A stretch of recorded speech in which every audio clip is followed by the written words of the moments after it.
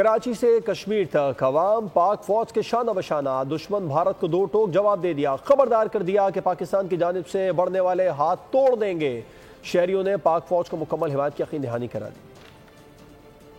गिरती है तो ऑब्वियसली हम जो है अपने फ़ौज के साथ होंगे और जो आवाम का एक रिस्पांस होगा वो फुली जो है 100% अपनी जो है ना फ़ौज की तरफ होगा और हम सामने से बैक रिस्पांस भी करेंगे। हम अपनी पाक फ़ौज के साथ हमेशा शाना बशाना खड़े होंगे, आगे भी पीछे भी जितनी भी आवाम होगी हम सारे अपने पाक फ़ौज के साथ हैं। सिर्फ बलूचिस्तान ही नहीं, पूरा पाकिस्तान ही अपना पाक फ़ौज के साथ ही होगा। इंडिया ने पहले भी 1965 में 1971 में ये किया था कि हम दोपहर का खाना जो लाहौर में खाएंगे।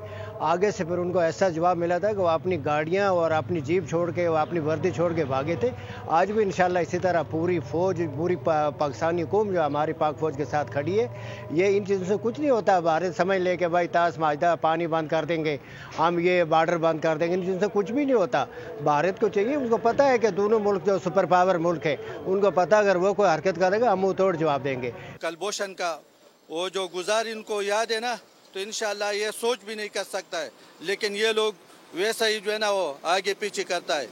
इंशाल्लाह हमारा इस तरह फौज है, पूरी दुनिया इससे डरता है। इंडिया क्या है हमारे पीछे? इंडिया वाले कह रहे हैं कि हम हमला करेंगे।